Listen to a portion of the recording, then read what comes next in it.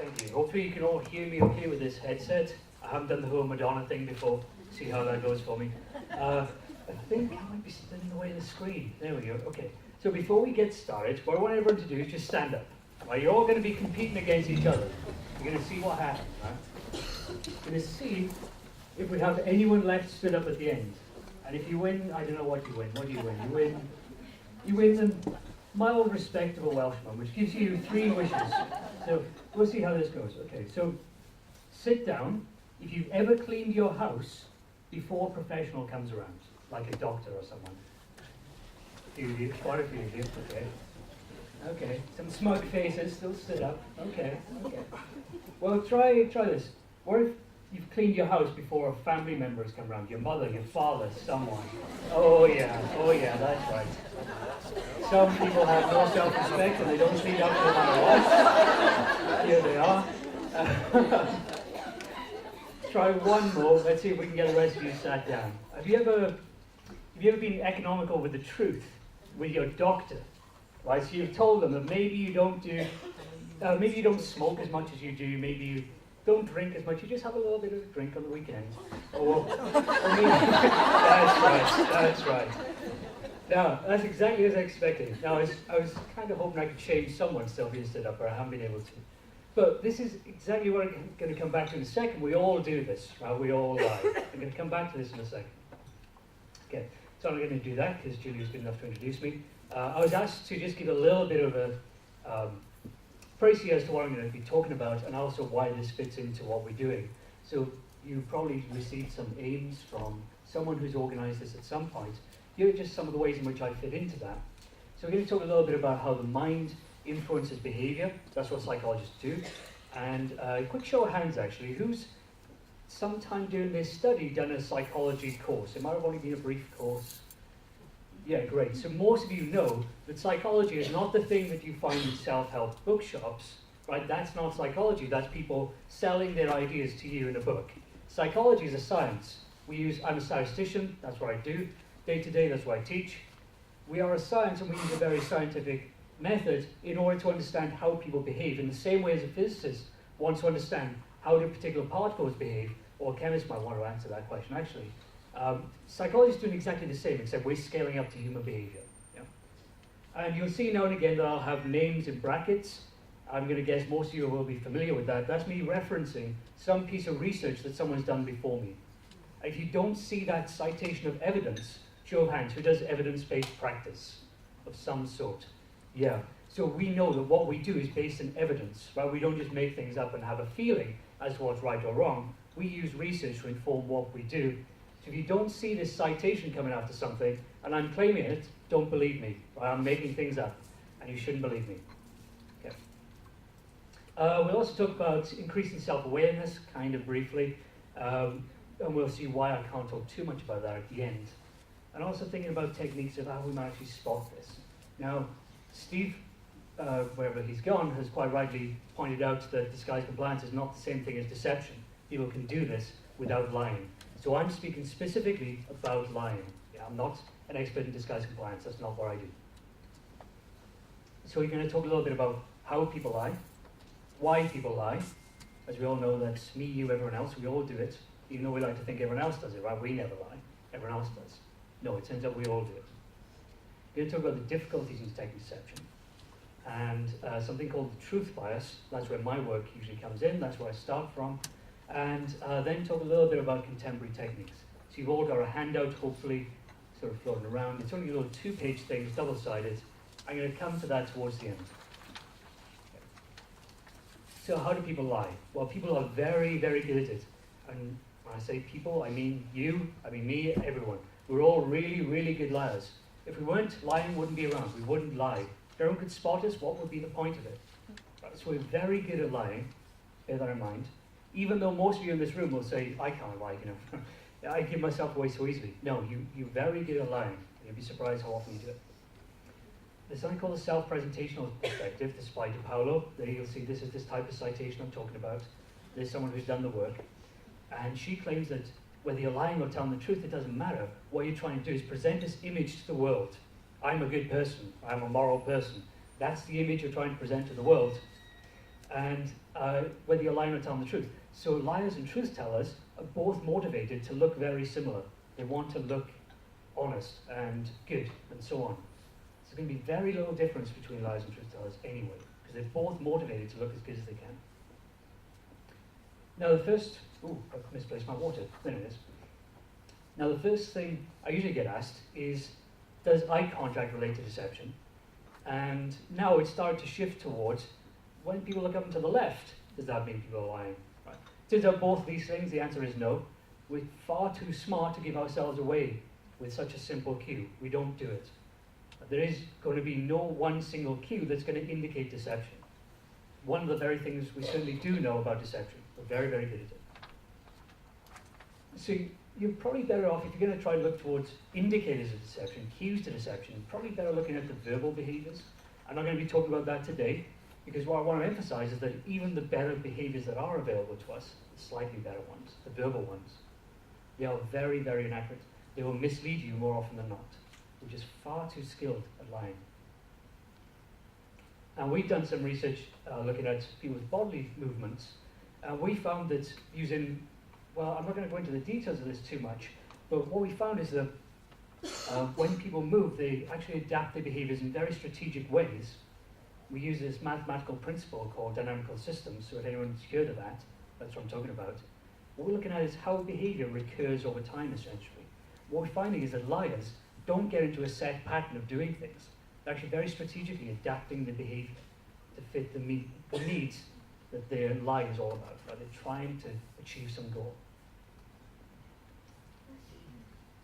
And that's where Steve McCormack's information manipulation theory comes in. Notice the date on this, 2014. Lie detection is a very young field. We know very little at this point.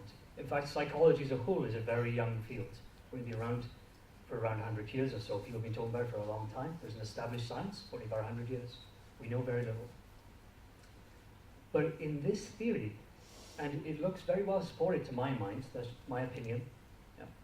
But it looks as though people lie in order to achieve some goal. Right? Why do we speak? We want to achieve some goal. That's why we do things in the world. Yeah. And we are kind of lazy, I suppose, to put a blunt point on it. We're lazy in as much as we like to achieve our goals in the least effortful way. So if I'm going to pick up something, I don't tend to throw my hand around and do a bit of a dance around it.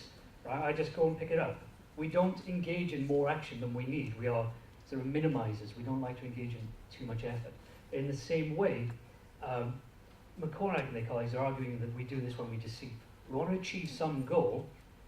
That might be, for example, actually I'll give you an example in a moment. I'll come back to an example. If you're trying to achieve some goal, the truth telling is not going to get you.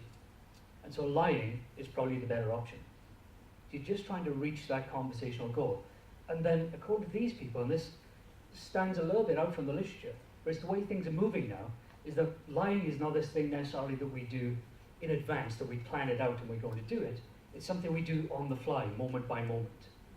So as we're speaking, we probably realize that telling the truth here is not going to get me what I want, and so I'll update, and maybe I'll start being economical with the truth.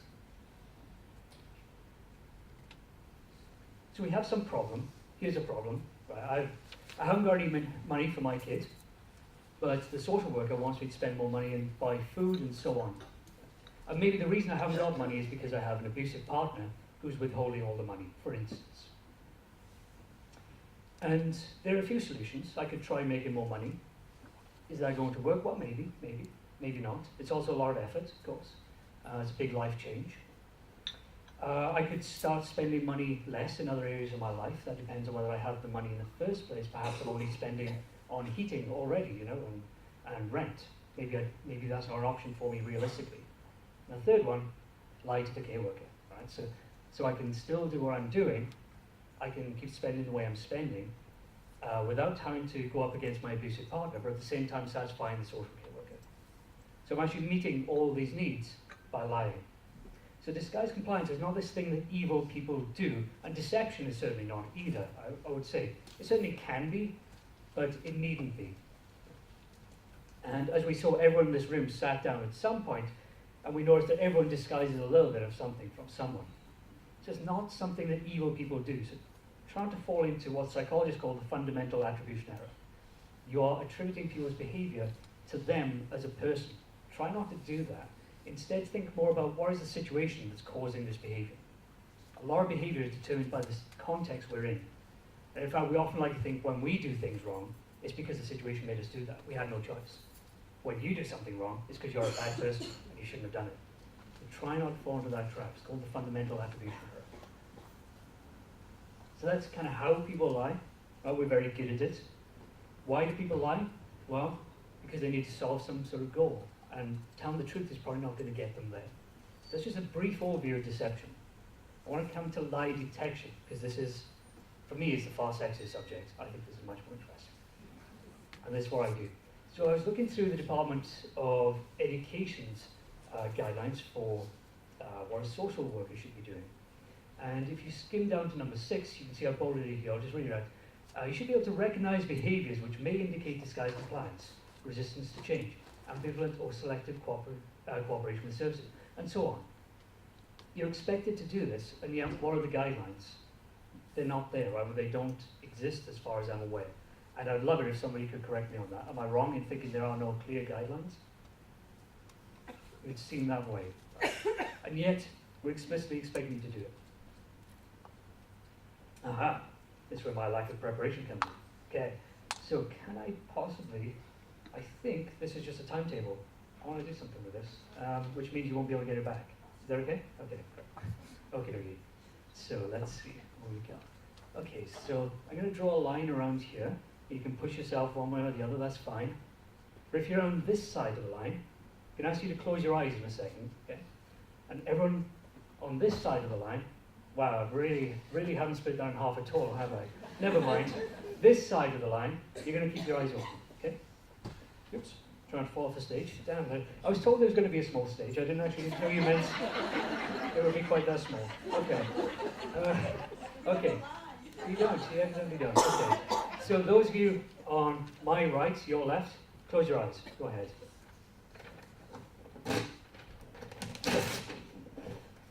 Okie dokie. You can now open your eyes again.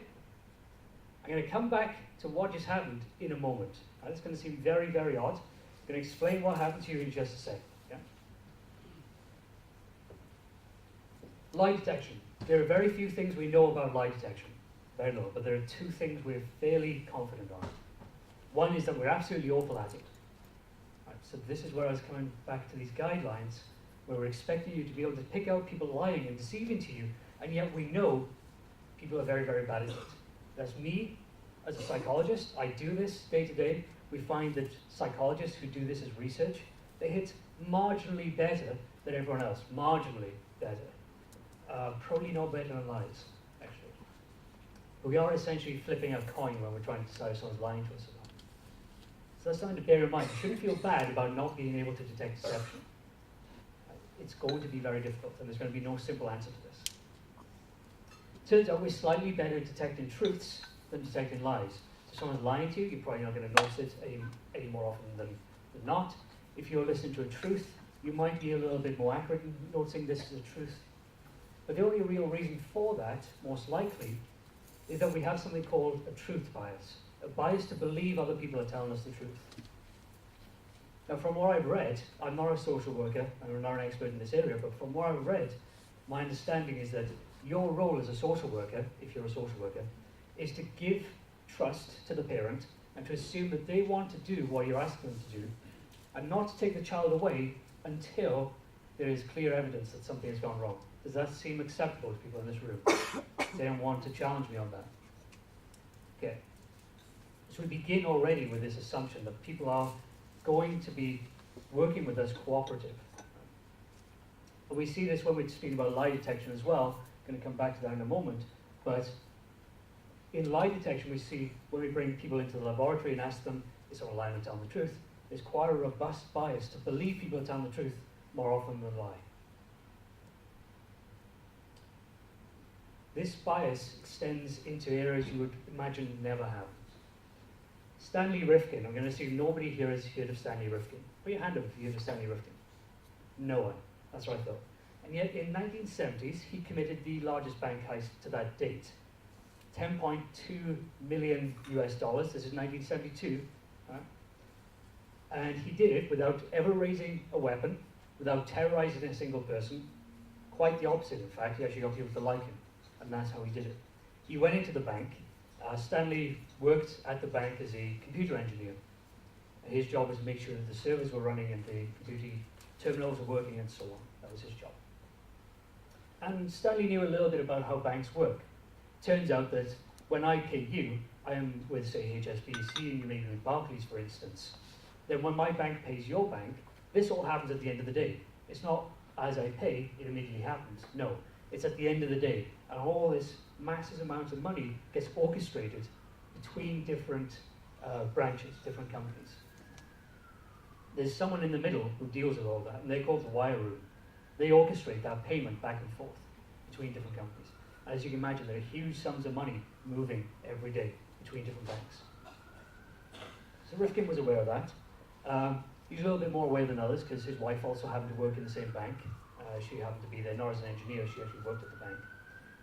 And it turns out that if I want to get access to the wire room as someone working at the bank, I can't just phone up and ask them to send me a lot of money, right? That's kind of obvious. We want to put some sort of security in place.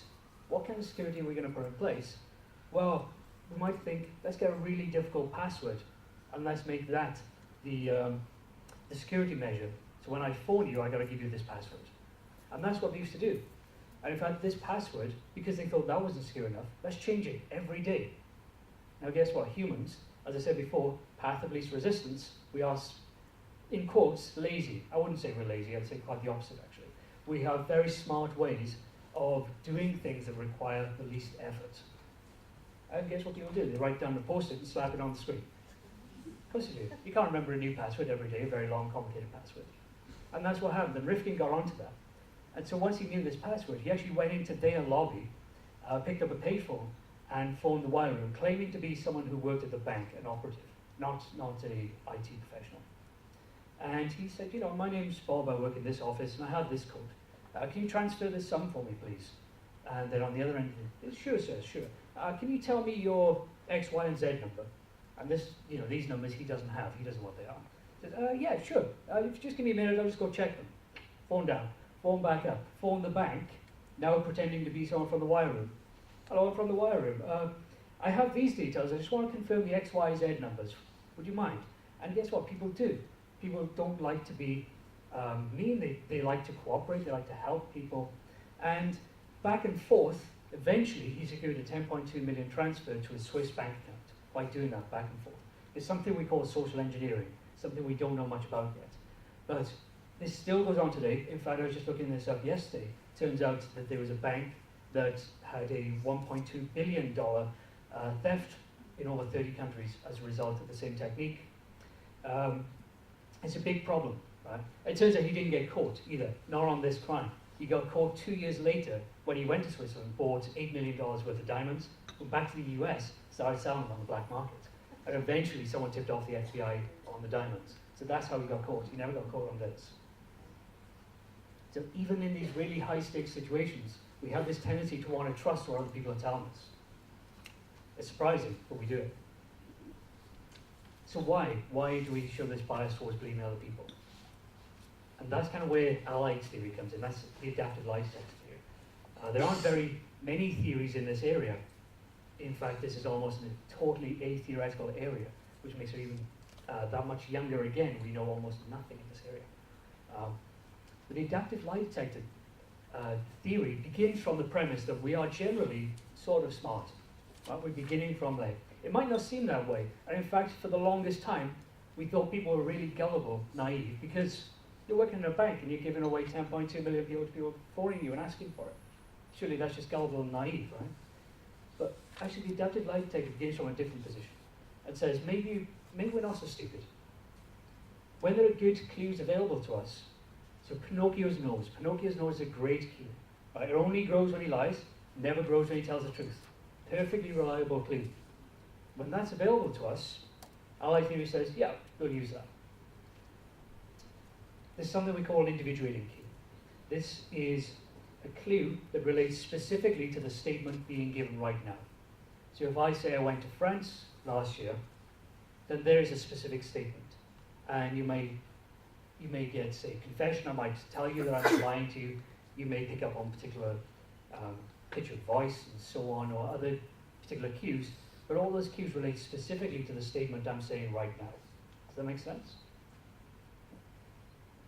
So these types of clues, if they're reliable, like Pinocchio's nose, it grows when he lies, it tells you specifically about that statement. When they're very good, claiming people will use them, turns out that more often than not, they're absolutely useless. We don't have eye contact. We don't do that when we lie. That would just give us away. So why would we do that? So more often than not, these types of individuating clues are absent. So that leaves us in a position where we have to make a guess. But I'll come to that in a moment. First question is, do we actually use good clues like Pinocchio's nose when it's available to us? That might seem really obvious. Surely we obviously do. How am I on time, by the way? How many keep track? 20 minutes, okay, great. It might seem really obvious that, yeah, of course we will. It's a really clear clue. But first we need to know that Pinocchio's nose, as it grows, relates to deception. We need to learn that first. We need to be able to only use that and ignore all the other useless information available to us, ignore all that stuff that mislead you, and then make the correct judgment. So assume that growing nose is lie, not truth. And there are only a handful of studies that have done this, because it seems like such an obvious question, why do you bother asking it? But it is important for those reasons. You may miss them. So in this particular study by Charlie Bond and colleagues, they got people into the lab and they say, you're going to watch the clock for 15 minutes. This is an exciting psychology study. So you're going to watch the clock for 15 minutes, and that's what they do, is sit there watching the clock, absolute silence, mind-numbing. And then they give them an option. Either you lie to me, and I'll give you $10 and you can leave. Or you tell me the truth, and you're going to watch the clock for another 15 minutes. Now guess which one everyone goes with. Well, it turns out it's a perfectly predictive cue. Everyone takes the money, nobody wants the punishment. So that motivation is now a perfectly predictive cue of whether someone's lying or not. And if you give people that information, they use it. And they hit near perfect accuracy. There's a little bit of error, people always hit the wrong key sometimes, there's always going to be a little bit of error, but there's near perfect accuracy. So when you have a good clue that tells you this statement right now is a lie or a truth, people use it. And they can do very well with it. But as I've said, that is rarely the case. We don't usually have such good clues available to us. People are very skilled liars. We already talked about that. So what are you going to do? Well, you could just flip a coin. Right? Why not? Just flip a coin in your head, might as well guess. You don't know. But you could try to make an informed guess, an educated guess. Why just guess randomly when I can use my prior knowledge and expectations? And I think, is that where I'm coming in? Yeah, I'm coming in close to that. So let me tell you what I mean by a context general cue. Right, so this is what we're going to use in the absence of more individuating cues. And a context general cue is something that relates generally to perhaps this person, perhaps these types of statements. So, for example, prior history of lying. Right? So let's say you're speaking to a salesman. Now, a salesman may lie to you, he may tell the truth to you. You have some expectation of that. But that doesn't mean that any given statement that they say will be a lie or a truth. Someone can lie almost all the time, but that doesn't tell you whether this statement right now is a lie. Does that make sense? So this is the distinction being made. Is it this statement right now, or is it generally this person tends to lie or not? And we can use this kind of general information to make a bit of a good guess. There we go. Okay. So those of you who are on this side of the room, you had your eyes closed. I want you to, am I going to get, yeah, go on, stand up. Why not? Let's really humiliate you. Stand up, and I want you to mime to everyone else. You're going to do a little mime. What happened while your eyes were closed? If you can remember. Let's see this mime. Can you do it? Yeah? We got a lot of it. Okay. Do you want to sit down? And then the rest of you, you're going to get the rest of you to stand up. And let's see the mime. I want to see this. It's a slightly funny one. As you can see from the mime, you can sit down now, thanks. You can see from the mime, what actually happened was I didn't do this at all. actually tried to get it in my mouth, the mic, I forgot about the Madonna mic. I tried to get it in my mouth, and bit it and ripped it with my teeth. It's very unusual, right? It's very unusual. But why would anyone on this side of the room possibly guess that? You might as well guess that I stood on it and ripped it, or anything, right? Any of these possibilities could have been a guess that you could have made. You could have guessed that, at total random. But why do that when you can use your prior knowledge of the world, expectations? We know people don't tend to do these things. So why not make an informed guess? These people, they have great information. Yeah? So you guys have great information available to you, visual information. You can see it. And when you have that perfectly diagnostic cue, why would you do anything else but use it? And that's what we see. Right? So people are using that good cue over there. So that is allied theory in a nutshell. Use good cues when they're available. When they're not, make a good guess. I'm going to skip over this. This is something I want my students to know. I don't particularly mind if you know it or not.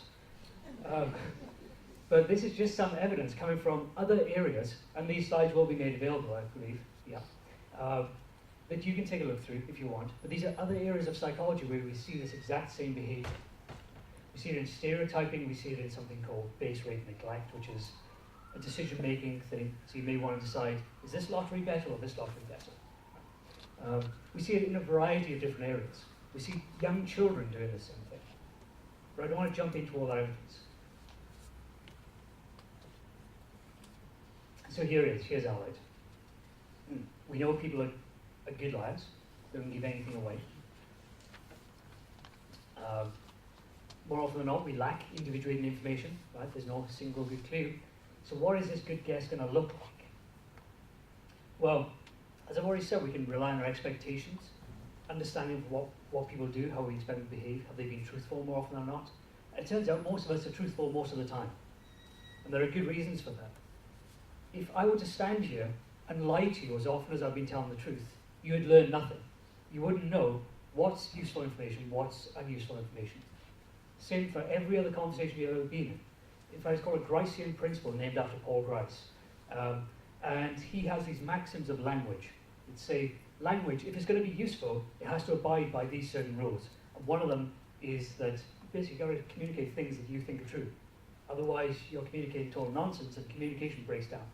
You have no information anymore, and communication just becomes pointless. We discourage lying. We don't like our kids to lie. Turns out that lying is a good skill to have. It is very useful for us. It's not something we should necessarily discourage children from having. In fact, what we tend to see is that when we do discourage children from having it, they get smarter and they do it even better in ways that you won't detect. So just bear that in mind. But I'm not going to get into that research now. It also makes conversation quite unpleasant. So when we have lies in conversations, we can ask people just how pleasant do they feel this conversation is. And people tend to rate it as less pleasant when they think people are lying to them. So again, there are many reasons why we don't expect people to lie to us, and why we think we don't lie that often. Of course, we can go much more simple than that. We can, rather than actually based on all these assumptions, do people usually tell the truth, and make the argument, we can actually just measure how often do people tell the truth. And people have done that. Have I got it in here? No, I haven't. But there are diary studies where they've gone around just giving people a diary and said 24 hours or whatever duration, write down all your lies. And what we see is that people tell the truth almost all the time, and they rarely lie. And only a small number of people tell most of the lies. I don't want to get into that. So what I'm claiming in this theory is that, as I said at the start, people are smart. Right? We're trying to make good guesses. But is it really smart to always believe people are telling us the truth when there's a lack of information? Right? Is that always a good guess? Probably not. As I've already mentioned, the example of a salesman. We might expect salespeople to deceive us. We might expect certain types of people to deceive us. And it turns out that there are people who have what is called a lie bias. We're not biased towards believing people telling us the truth. Quite the contrary, we actually believe people are going to lie to us in different contexts. So people update their guesses. This bias is not just an all or nothing, we're set, gullible, and stupid, and we just believe anything everyone tells us. No, it's a context-dependent type of guess. And it turns out, I believe we have a police officer speaking today, it turns out that our police officers tend to have a lie bias. They tend to show a bias towards believing everyone's lying to them. I'm not going to get into the research as to why that is, but they do seem to show this lie bias. We can actually convert people like me, you, and everyone else to have a lie bias as well. So even though they seem to quite robustly show this truth bias, if you change the context and say, well, now you've got salespeople. Turns out that this particular study here, DiPaolo and DiPaolo in '89, they did precisely that. They said you're going to be rating salespeople now. And there they show a lie bias. They show a bias towards disbelieving people. So it's not a fixed, steady bias that we have. So all this is very good and nice, and it's an academic theory, but how do we actually put this into practice? Well, first off, there's no simple answer to that. Secondly, this is a very young theory, and there are very few theories in this area, of which most of them have just come out around this time. So we need to be cautious in trying to just take theory straight into application. Of course, we need to test it a bit more robustly. But what might we conclude so far? Well, if there are good clues available, let's use them, right? So how are we going to get good clues? We know people are very good liars. We need to start creating clues to deception. That's one way we could try to go. Another way is trying to reduce error. What I've said is that in the absence of these good clues, people make informed guesses. And it's that guess that causes you to be biased towards saying true more often than not, or lying more often than not. But we should probably try to stop guessing. Because these guesses are going to be biased. They are going to shift errors. They'll be okay, now and again, they'll be good guesses. They'll work. Or on any individual occasion, it could quite likely be wrong. So we need to encourage you to have an open mind. And if there's no good clue available to you, which there almost never is, have an open mind. Don't necessarily jump to the idea this person's telling you the truth. Also, don't necessarily believe they're lying. Right? But we're going to try to answer both of these now. How are we actually going to do either of these things? So first off, increasing cues to deception. There is no easy answer to this. In fact, there is no answer to this at the moment, really speaking. One technique that police officers are using in some countries is something called the strategic use of evidence. And when they have some form of evidence available to them, they don't just tell everyone, tell the person in front of them, here is the evidence I have, now I want to know what you are doing. Rather, the strategic use of evidence says, I'm going to withhold all the evidence I have. You tell me what you're doing, and I'll see if it matches up. That seems pretty straightforward, right? Seems pretty obvious. We've seen it in detective movies for years. And yet, look at the date. Right? This is still new. This is still new to us. It's a very young field. What we find is that when you do confront people with the evidence afterwards, rather than before, and then get them to say the statement again, if you play that statement to a new set of people, it's slightly more accurate in detecting the deception.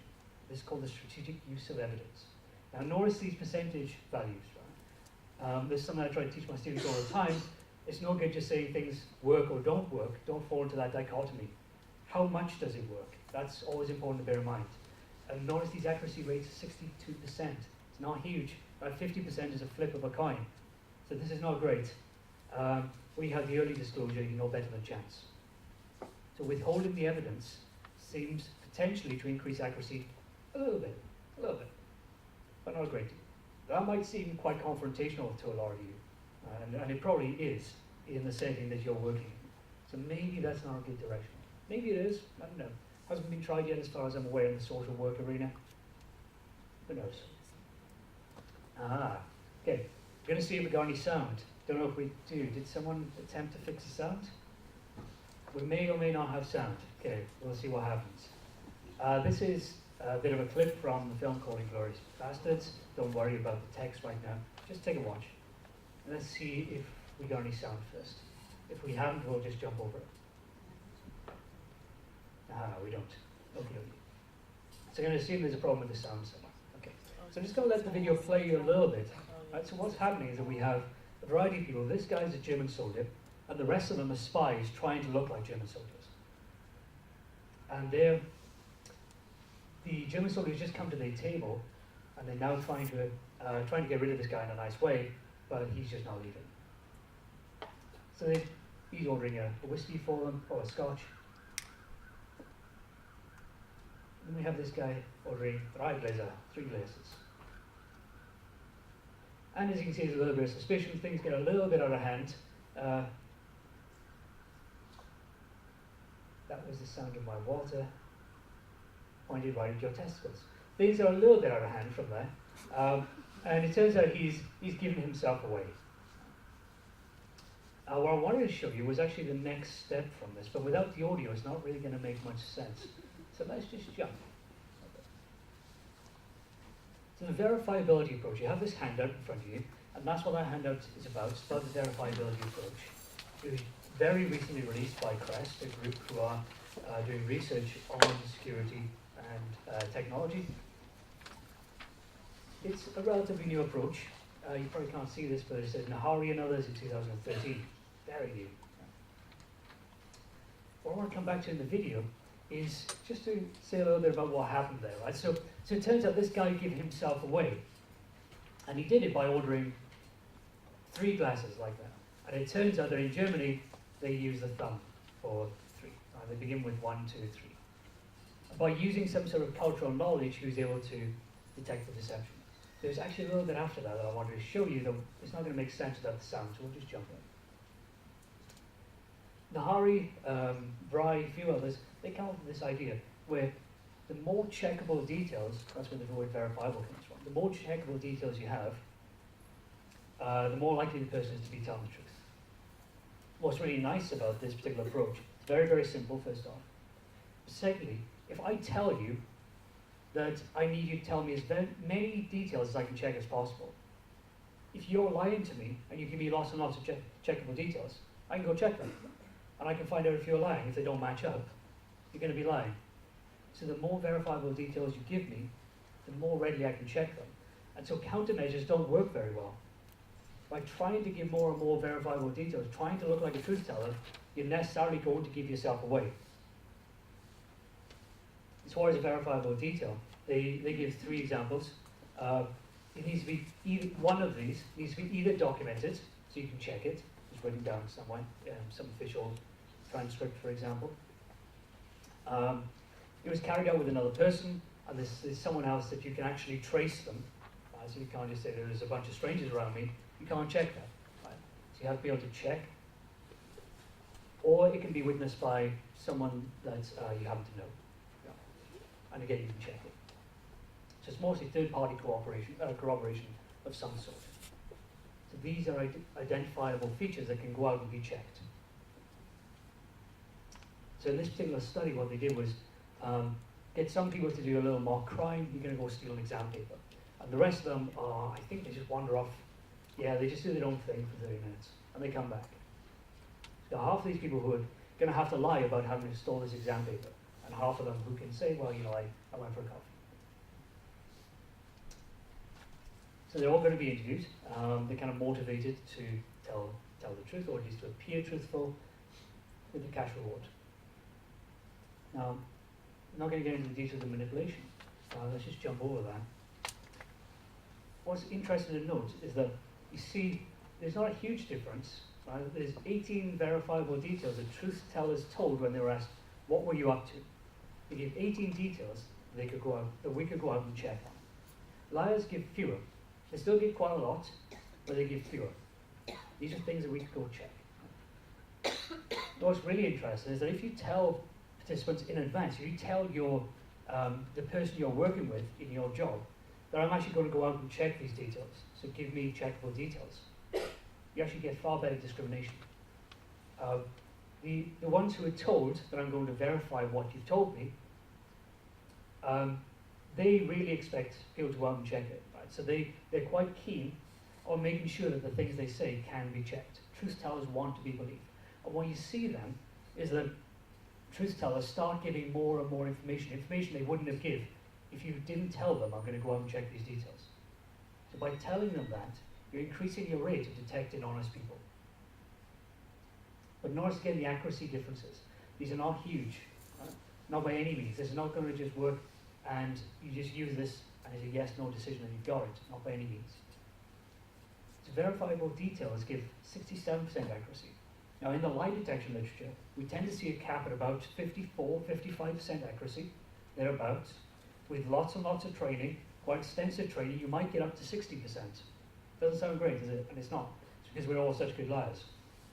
Getting 67% is quite impressive in my book as an academic. In your book, when you're going out there and finding that you're only detecting 3 out of 5, it's probably not that great. So it did increase accuracy, but by no means at a point where we want to go out there and probably start putting this into practice, and anyone who doesn't meet these criteria fails, and they must be lying. That is not the way we should be interpreting this. We need to keep this open mind, and show of hands, who's here of Victoria Climbié? And the Lord Land, yeah, great, right. So in this particular serious case review, as it was, Lord someone, who I always want to say Lanning, might be Laming, I don't know, he encouraged respectful uncertainty, and I quite like that phrasing. It's maintaining this idea that someone might be lying to you, they might be telling you the truth, but at the same time, coming out and challenging them and telling them you're lying is pretty aggressive. And in our line of work, is probably not what we want to be doing. Maybe for a police officer, maybe you can get away with it, right? If you have a suspect in front of you, then maybe being a bit more confrontational is okay. But in our settings, that's probably not acceptable. So respectful uncertainty is kind of a nice phrase. The question is, how do you do it? I don't have an answer. And as far as I know, we don't have an answer. And that's something to bear in mind. Science is not something that just gives us answers. More often than not, we don't know things. And it's important that we recognize we don't know things. And there are areas for development. So it's not clear how we're going to keep this open mind, but it's something that I want to start looking at in my research.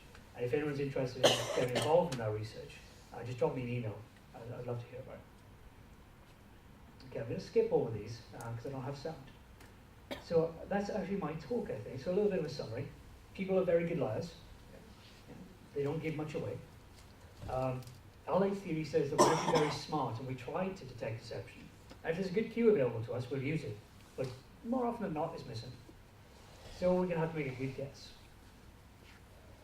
So we can do one of two things. We need to try to boost the clues to deception. Try to detect deception. So the verifiability approach you have in front of you, that might be one way of trying to boost these clues to deception. Get more verifiable details, more checkable details. Or we can try to keep an open mind. By keeping an open mind, we're reducing the bias, this truth bias that we saw with Stanley Rifkin. And we want to try to reduce that bias. How we do that, I don't know. Thank you.